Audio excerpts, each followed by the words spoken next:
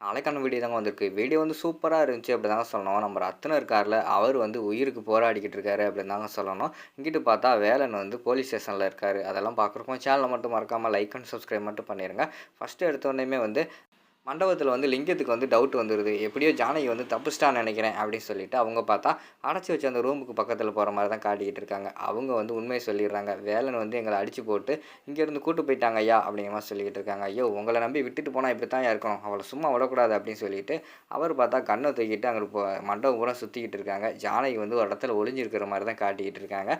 அடுத்த சீன்ல பார்த்துக்கிட்டோம்னா, இங்கிட்டு வந்து பூஜை எல்லாம் நடந்துகிட்டு இருக்கு. அதாவது கல்யாணத்துக்கு எல்லாமே ஹோமம்லாம் வளர்த்து, அந்த இடத்துல வந்து தாலி கட்டுற நேரமும் வந்துருச்சு. கரெக்டாக தாலி கட்டுற நேரம் வருது. அந்த நேரத்தில் பார்த்தா ஜானகி வந்து சென்டரில் அந்த நடைமேடை மாதிரி இருக்கும்ல, அதில் வந்து மாசா நடந்து வர்ற மாதிரி காட்டுறாங்க. வந்துட்டு டேய் வேலா கட்டுறா தாலியை வள்ளி கழுத்தில் அப்படின்னு சொல்லி கத்துறாங்க. உடனே எங்கிட்டு பார்த்தா வேலன் வந்து டக்குன்னு சுதாரிச்சு நம்ம வள்ளியோட கழுத்தில் வந்து தாலியை கட்டிடுறாரு. தாலியை கட்டினோடனே எல்லாத்துக்குமே பயங்கரமான ஷாக் ஆயிடுது. அந்த இடத்துல வந்து கார்த்தி வந்து வேலனை போட்டு அடி வெளுக்க ஆரம்பிச்சிடுறாங்க. அடித்து கீழே வரைக்கும் வந்துடுறாங்க. இங்கிட்டு பார்த்தா நம்ம இவங்க இருக்காங்களா, வேதா இருக்காங்களா, அவங்க வந்து லிங்கத்திட்ட சொல்கிறாங்க, டேய் அவனை சுட்றா அப்படிங்கிற மாதிரி சொன்னோன்னே அவர் பார்த்தா கண்ணை தூக்கிட்டு சுடுற தயாராகிறாரு. டக்குன்னு வந்து வேலனோட ஃப்ரெண்ட்ஸ் இருக்காங்கல்ல, அவங்க வந்து துப்பாக்கி வந்து தட்டி விட்டுறாங்க. தட்டி விட்டவுடனே ஆல்ரெடி வந்து நம்ம ரத்னம் வந்து அமைச்சர்ல போலீஸ் ப்ரொடெக்ஷன்லாம் எனக்குள்ளே இருக்குல்ல, உடனே வந்து அந்த போலீஸ் எல்லாருமே வந்து ரத்னத்தை வந்து பிடிச்சிடுறாங்க. சார் இவரை கூட்டு போங்க சார் அப்படிங்கிற மாதிரி சொன்னோன்னே போலீஸ்காரங்களாம் வாங்க சார் வாங்க சார்னு சொல்லிட்டு லிங்கத்தை வந்து மண்டபத்துலேருந்து வெளியிலே இழுத்துட்டு போயிடுறாங்க. நம்ம ரத்னத்துக்கு வந்து ஒரு நிமிஷம் என்ன நடக்குன்னு தெரில. விறுவிறுன்னு மேடையிலேருந்து கீழே இறங்கி வராரு. இறங்கி வந்தவுடனே நம்ம நேராக வந்து இவர்கிட்ட வராரு, வேலன்கிட்ட வராரு. டேய் நீ இப்படி பண்ணுவேன்னு சொல்லிட்டு நான் எதிர்பார்க்கவே இல்லைடா அப்படின்னு சொல்லிட்டு கையை வாங்கி அடிக்க போகிறாரு. அந்த நேரத்திலேயே அவர் வந்து அந்த இடத்துல கீழே விழுந்துடுறாரு மயங்கி. உடனே எல்லாருமே என்னாச்சு என்னாச்சு அப்படின்னு சொல்லிட்டு ரத்தனத்தை பார்த்துக்கிட்டு இருக்காங்க. மேலேருந்து வள்ளி வந்து பயங்கரமான கோவத்தில் வராங்க. வந்த உடனேயுமே வந்து நம்ம வேலனை வந்து கன்னத்திலே பலார் பலார்னு 2 அறையை விட்டுறாங்க. அறையை விட்டுட்டு டேய் பாத்தியா இதுக்கு தானே நான் படித்து சொன்னேன். எங்கள் அப்பாவுக்கு வந்து எதுவுமே ஆகக்கூடாது, இந்த கல்யாணம் வந்து சுமூகம் முடியணும் அப்படி இப்படின்னு உங்ககிட்ட எவ்வளோ படித்து சொன்னேன் கேட்டியாடா, ஏன்டா இப்படி என் வாழ்க்கையை சீரழிச்சிட்டேன், எங்கள் அப்பா வேறு உயிருக்கு போராடிக்கிட்டு இருக்காரு, என்னாச்சோ ஏதாச்சோ அப்படின்னு சொல்லிட்டு அவங்க ஒரு பக்கம் அடித்து நம்ம வேலனை வந்து போலீஸ்கிட்ட வந்து பிடிச்சி கொடுத்துட்றாங்க. சார் இவன் வந்து வம்படியாக தாலி கட்டிட்டான் அப்படிங்கிற மாதிரி சொல்லிட்டு போலீஸ்கிட்ட வந்து வேலனை வந்து பிடிச்சி கொடுக்குற மாதிரி காட்டிக்கிட்டு இருக்காங்க. வேலனை வந்து அங்கே போலீஸ் எல்லாருமே வந்து அரெஸ்ட் பண்ணி கூட்டு போகிறாங்க. அந்த பக்கம் பார்த்தா வேகமாக ஆம்புலன்ஸ் எல்லாம் கால் பண்ணுறாங்க. கால் பண்ணி நம்ம ரத்தனம் இருக்காங்களே, ரத்தனத்தை வந்து இப்போ அங்கே ஹாஸ்பிட்டல் கூட்டு போயிடுறாங்க. கூட்டு போனோடனே ஐசியூவில் வச்சு எல்லாமே டாக்டர் வந்து ரொம்ப நேரமாக செக் பண்ணிக்கிட்டு இருக்காங்க. வெளியில் வந்து வேதா, அதுக்கடுத்து நம்ம வள்ளி, அங்கிட்டு ரஞ்சித் எல்லாமே வெயிட் பண்ணிக்கிட்டு இருக்கிற மாதிரி தான் காட்டிக்கிட்டு இருக்காங்க. அவங்களுக்கு வந்து பொறுமை காணலை. விறுவிறுன்னு ஐசியூ ரூமுக்குள்ளே வந்துடுறாங்க. டாக்டர் எங்கள் அப்பாவுக்கு என்னாச்சு என்னாச்சு அப்படின்னு சொல்லிட்டு பதறிக்கிட்டு வந்து வள்ளி வந்து கேட்டுக்கிட்டு இருக்காங்க. அந்த இடத்துல வந்து டாக்டர் வந்து திட்டுறாங்க. மேடம் என்ன மேடம் உங்களுக்கு சென்ஸ் இல்லையா, ஐசியூக்குள்ளே வந்து வரக்கூடாது யாருமே வந்து, அதையும் மீறி உள்ளே வந்துட்டீங்களே அப்படிங்கிற மாதிரி சொல்லிக்கிட்டு இருக்காங்க. டாக்டர் டாக்டர் எங்கள் அப்பாவை பார்க்கணும், அவருக்கு என்னாச்சு அப்படிங்கிற மாதிரி கேட்டுக்கிட்டு இருக்காங்க.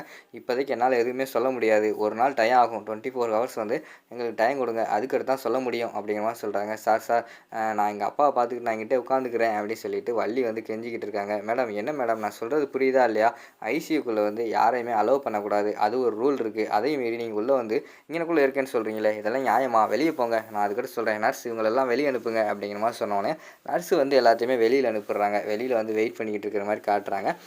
நம்ம வேதா வந்து வள்ளியோட கழுத்தில் பார்க்காங்க. பார்த்தா அங்கே வந்து வேலன் கட்டின தாலி வந்து தொங்கிக்கிட்டு இருக்கு. அது வந்து அவங்களோட கண்ணை உறுத்திக்கிட்டு இருக்கு. என்னடா இந்த தாலி இவ கழுத்தில் தொங்கிக்கிட்டு இருக்கே அப்படின்னு சொல்லிட்டு யோசிச்சுக்கிட்டே இருக்காங்க. அப்போ வந்து நம்ம வள்ளிக்கிட்ட வராங்க. வள்ளிக்கிட்ட வந்துட்டு வள்ளி இனிமே வந்து இந்த தாலி உன் கழுத்தில் தொங்கக்கூடாது, உங்கள் அப்பா வந்து இப்படி மரணப்படுக்கையில் படுக்க வச்சுட்டான், அவனோட தாலியை நீ எதுக்கு கழுத்தில் தொங்க போட்டுக்கிட்டு இருக்க, உடனே இந்த தாலியை அத்து ஏறி அப்படின்னு சொல்லிட்டு தாலியை பிடிச்சி அக்க போகிறாங்க. அந்த நேரத்தில் ஜானகி வந்து மாசா என்ட்ரி கொடுக்காங்க.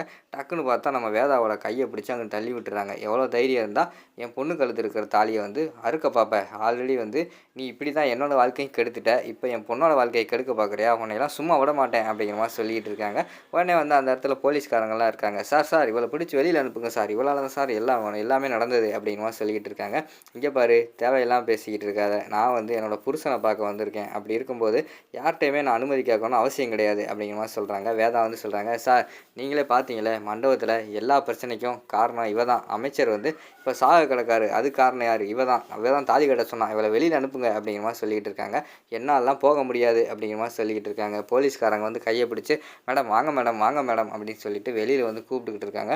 என்னால் வர முடியாது சார், நான் இங்கே தான் இருப்பேன், என் புருஷனுக்கு என்ன ஆச்சுன்னு பார்க்க வந்திருக்கேன், நான் என்னாலாம் எங்கேயும் போக முடியாது அப்படின்னு சொல்லிட்டு அந்த இடத்துல அவங்க சொல்லிக்கிட்டு இருக்கிற மாதிரி காட்டுறாங்க. வாங்க மேடம் சொல்லிட்டு கையை பிடிச்சி கூப்பிட்டு போகிறாங்க. அப்போ பார்த்துக்கிட்டோம் வள்ளி வந்து வராங்க.